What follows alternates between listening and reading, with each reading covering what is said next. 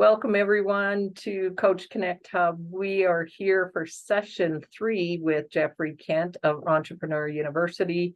Geoffrey, today you're going to talk about strategic alliances, I believe. So welcome, Geoffrey. Thank you so much for offering up your time and talent for Coach Connect Hub, and I'm going to let you take it away.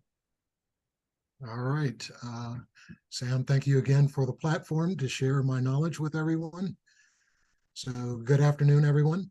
Welcome to week 3 in the 6-part series of Entrepreneurial University on Alignable.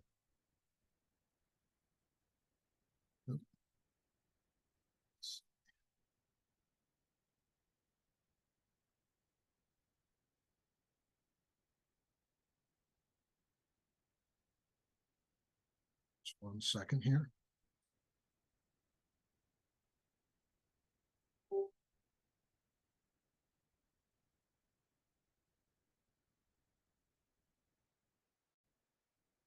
In the last 2 weeks, discussed how to maximize your probability of achieving entrepreneurial success by pursuing ideas fueled by your passions and by laser focusing on uniquely solving problems for customers that your competitors either ignore or underserve. If you weren't able to attend the first 2 sessions, we'll put a link to the replays in the chat. This week, we're going to discuss how to enhance the probability of success by forming unconventional strategic alliances with much larger companies. When I launched my last tech venture in 2007, I was under tremendous pressure to generate revenue since I couldn't afford to pay myself. I had a mortgage to pay, 2 car notes, grad school loans, and private school tuition for my daughters, who were 9 and 5 years old at the time. My strategy to jumpstart sales was to increase my visibility by joining and becoming actively involved with organizations who could get me in the room with lots of my prospective customers. I didn't realize it at the time, but my business would be transformed through a chance meeting with an executive leader from the School District of Philadelphia at an event hosted by one of the organizations I joined.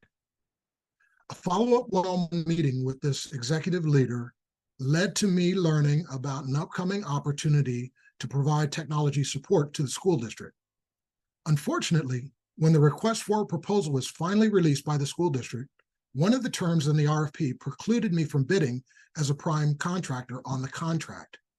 Since I purchased all of my computer servers from Dell Computer, I reached out to my contact at Dell to see if they were aware of the school district opportunity and were planning to bid. At first, I was told by my contact at Dell that Dell wasn't planning on bidding on the opportunity. A few weeks later, was told that they were going to bid, but that they planned to bid with one of my competitors. Having nothing to lose, I told my Dell contact that their decision would force me to partner with one of their competitors, which would ensure that they'd lose out on the opportunity to service the school district. It took several meetings with Dell, but they ultimately decided to reverse their initial decision and subsequently bid on the RFP with my company as their sole subcontractor. And a few weeks later, the RFP contract award was announced.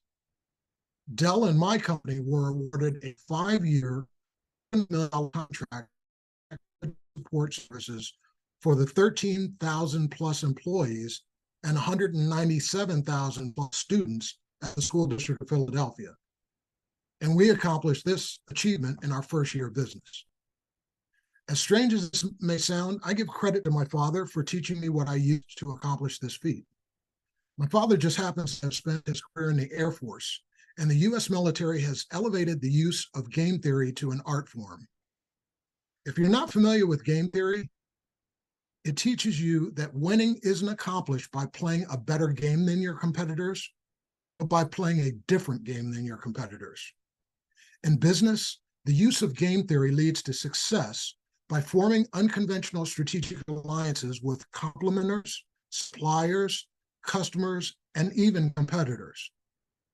These unconventional strategic alliances allow you to transition from push selling, or pushing your products or services on customers who are skeptical of your motives for selling to them, to pull selling, or getting strategic alliance partners to feed you with a continuous supply of pre-qualified leads. So here's how every entrepreneur should approach the process of forming unconventional strategic alliances. First, think of the largest competitor in your industry. Now, think how valuable your brand would become if you could list this company on your website as one of your strategic alliance partners. The question you must answer now is, why would this company want to partner with you? Part of the answer is that your nimbleness as a small business makes it easy for you to react to opportunities much quicker than they can. What you do want to do is leverage that larger company's superior marketing budget to identify opportunities you can react to. What I'd like to do for the next 15 to 20 minutes is guide you through a discussion to help you understand how to use game theory in your respective businesses. I need a volunteer, so if you're willing to be a volunteer, please raise your hand digitally.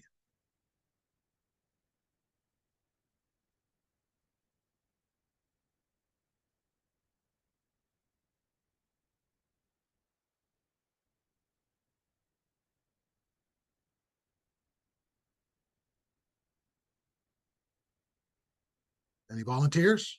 You guys are a shy group. This will be painless.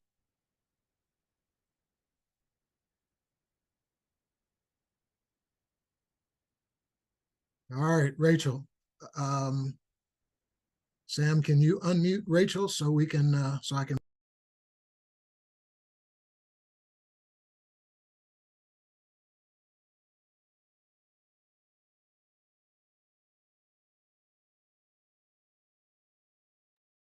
Rachel, you should be able to unmute yourself.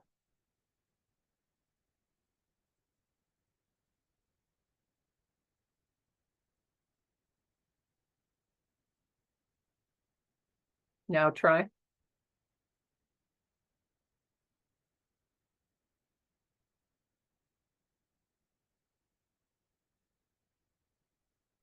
One second.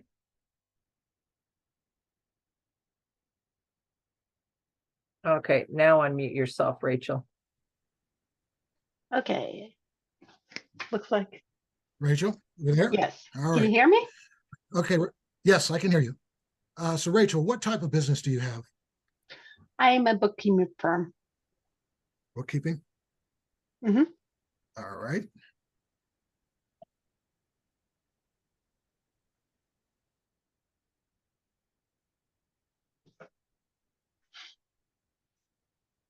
Hold on just one second. Alrighty.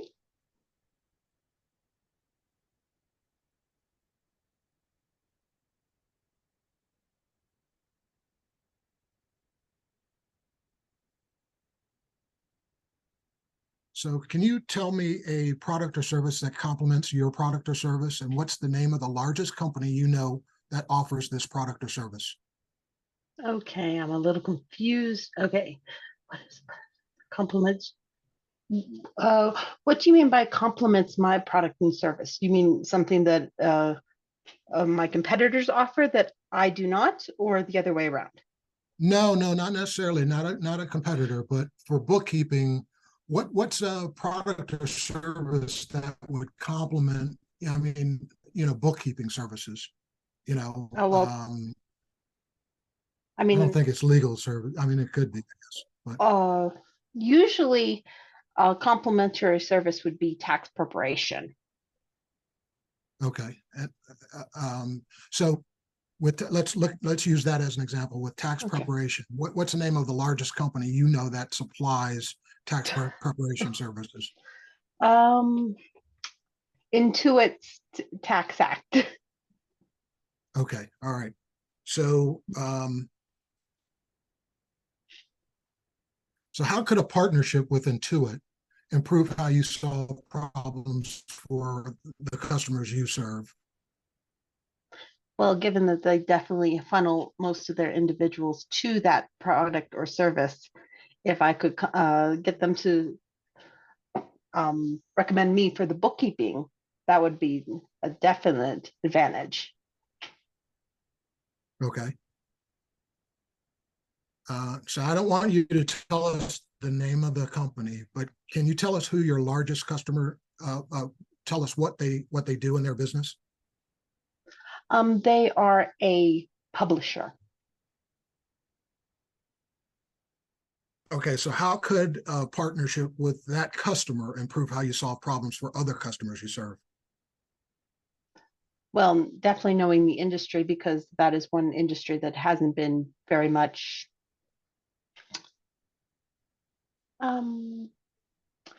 let's just say that not a lot of people know how to work with them.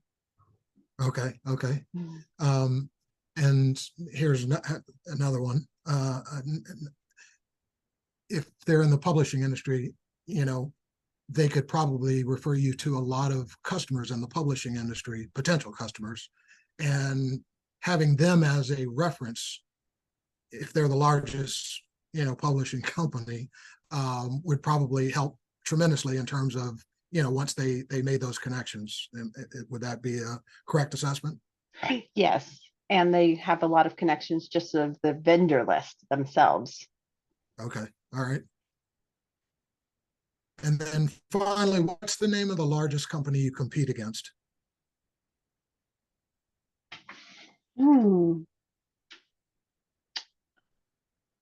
Unfortunately, I do not know many companies that specialize in my industry, my specifically niche. So I can't name one. Okay, that's fine. Assuming you could, though, and this would be pretty much the same.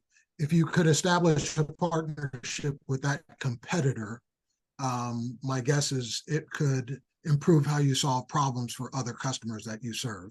So with that, we'll stop it at that. Rachel, thank you very much for volunteering. No problem. So before we get to questions and answers, I want to thank everyone for carving out this hour on Tuesday afternoon to participate in this third session of Entrepreneur University Onlineable.